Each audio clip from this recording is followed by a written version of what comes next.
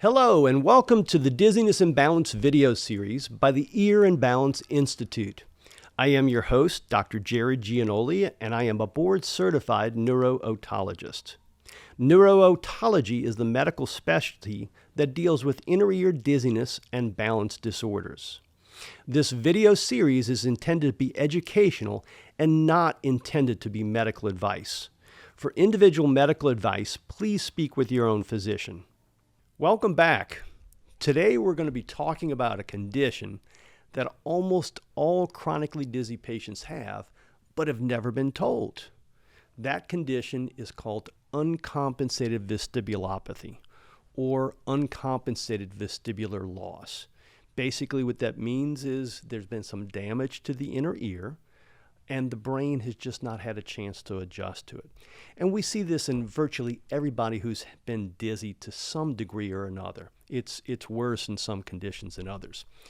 In my practice, my average patient has been dizzy for at least 2 years, a lot of times longer. And in these chronically dizzy patients, they almost always have 3 different conditions. The first is a fluctuating vestibular disorder, and we'll talk about that a little bit more in a minute. The second is benign positional vertigo, which is the loose crystals in the inner ear problem.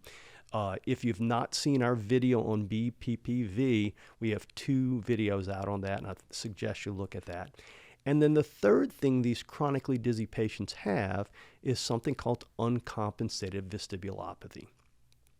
And the reason I like to break that out is because it causes its own set of symptoms that are separate from the other 2 disorders. Well, what is uncompensated vestibulopathy? What are the kind of symptoms you see? When the brain has not adjusted to the damage or the new condition in the inner ear, it messes up a number of these different reflexes. And the one that's most prominent is the vestibular ocular reflex. Again, we did a nice video on vestibular reflexes that explains this in more detail. And if you haven't seen that, I highly suggest you see that before any of the others. But the bottom line is, when you're moving your head, because the brain hasn't adjusted, your eyes are not coordinated with your head movement. Consequently, when you're moving your head, it feels like your eyes are lagging behind where they should be. The typical complaint a patient will have, specifically from uncompensated vestibulopathy, is they say, "Doc, I feel like I'm drunk all the time. I move my head and things kind of keep shifting." The reason is because alcohol will slow down that reflex and give you the same exact symptoms.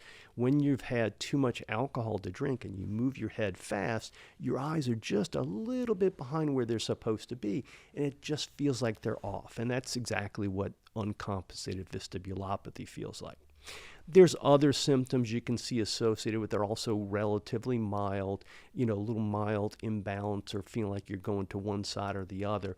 But that's the primary symptom you see associated with that.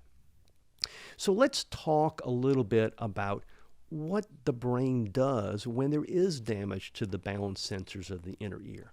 We call the process the brain goes through central compensation. Central compensation is how the brain reacts when you've lost function. So let's, for an example, say we have the extreme event where someone has had their ear surgically violated. Let's say the balance nerve for the inner ear is clipped, say with a tumor resection or something like that. In those patients, they're immediately very, very dizzy. They're vertiginous. They're having vertigo. They have nausea, vomiting, etc. And the brain recognizes it's getting no balance input from that side and all of the balance input from the other side. So the first thing the brain does with this is it doesn't like having this uneven input, and it wants to equalize the input. It can't make the bad side function any better, but it can suppress the input from the good side, and that's exactly what the brain does. And when it suppresses the input from the good side, when you move your head, the eyes are not moving quite as fast because that vestibular reflex is being suppressed by your own brain. So this process that the brain goes through that we call central compensation is very similar to what happens when someone's had a stroke. If you've ever talked to someone or known of someone who's had a stroke and say they couldn't talk, and then slowly over the course of a year, they learn how to talk. Well, the part of the brain that was damaged from the stroke hasn't come back. What the brain has done, it's just kind of rewired around and learned a new way to talk. And the same thing happens when you've lost balance function from one side. The brain slowly kind of rewires to deal with only input from the good side. And it's a very slow process. I tell patients it generally takes about a year, or at least the patients generally see improvement for about a year. In the lab, we can see improvement for usually up to about 3 years, depending on the severity of the damage. It's just that beyond a year, the improvements get so slow and subtle that it's hard for the patients to recognize it so much. Well, there are certain requirements for this central compensation to occur. And the first of those requirements is the damage has to be stable or fixed. In other words, it can't be constantly changing. If it's constantly changing, the patient will never have this central compensation. And the prototypical problem with a fluctuating inner ear disorder is Meniere's disease. In those patients, the inner ear function is changing every time they have a bad vertigo spell. And if they have them often, they never have a chance to go through this central compensation, such that these folks, they're miserable when they have their vertigo spells, but they'll tell you in between the vertigo spells, they feel like their balance is still off and they're drunk-like, and it's because they've never been able to go through central compensation. So the first requirement for a central compensation to occur is for the lesion to be fixed. So in the case of Meniere's, you have to stabilize that lesion for them to get central compensation. The second thing is time. It requires time, and as I mentioned, typically patients see improvement for about a year, so it's not a fast thing. The third is you need a healthy brain. If there's been damage to the brain, particularly in the cerebellum or the brainstem, a lot of these folks will never get central compensation, let's say if they've had a stroke there. But for vast majority of patients, this is not an issue. The last big requirement is avoidance of medications that will suppress this process from happening. And there's a bunch of medications that will slow down or prevent the brain from adjusting. And these are medications we call vestibular suppressants. The problem is these medications are often the ones most utilized in patients with dizzy problems. You think about nausea medicines like Phenergan and those sort of medications. They help with the nausea, but they also suppress the balance input and slow down or prevent the central compensation. Another big group of medications that will do this are the benzodiazepines like Valium and Klonopin and those sort of things. So if you're someone who's taking this on a regular basis, you are slowing down or preventing central compensation. So the examples I would give you is the first one is the most typical inner ear problem called vestibular neuritis. It's a recrudescence of a virus in the balance nerve, and it winds up killing a good portion or a large amount of the balance function. In those patients, they're immediately very dizzy, but it's a stable, fixed lesion, and then they slowly adjust, and over the course of a year, these patients will have dramatic improvements. The other is, as we mentioned, Meniere's disease is a fluctuating disorder.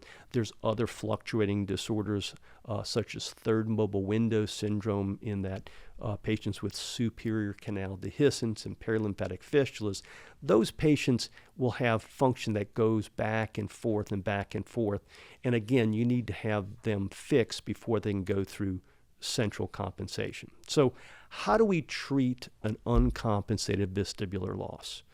The first part is I go back to the patients who are chronically dizzy. They typically have three things: the fluctuating vestibular problem, BPPV, and the uncompensated vestibulopathy. And the first step is you want to take care of the fluctuating vestibular disorder. Once you take care of that, then you've set the stage for central compensation to occur. The second thing is the BPPV, and again, I urge you to watch our videos on that, but controlling the BPPV also helps with the central compensation. Once those first two things have been controlled, the next step is getting the brain adjusted. And we talked about the requirements, but the one other thing I didn't mention is vestibular exercises or vestibular rehabilitation therapy.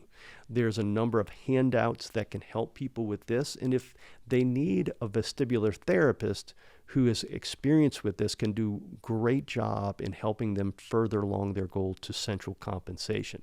But keep in mind, this is a long, slow process that's going to take time. I saw a patient recently as kind of an interesting anecdote for this particular video. He had had a skull fracture that went through his inner ear and caused him to be completely deaf in the ear. He also lost almost all balance function, but the little bit of balance function he had left was preventing his brain from adjusting to the loss of function. And he was about 2 years out from his injury and still had horrible balance. And in his case, the easiest way to take care of him was just to go in and destroy the last little remaining balance function in his inner ear. And for him, within a week, he was already noticing improvement. And I was happy to tell him that it's going to get even better over the course of the next year. That's more of an exception to the rule. The vast majority of patients don't need something as dramatic as a labyrinthectomy or removal of the balance function on that side. Most of the other patients' medication is usually sufficient to stabilize a fluctuating disorder. But that's the summation of uncompensated vestibular loss. And I thank you and look forward to seeing you on the next videos.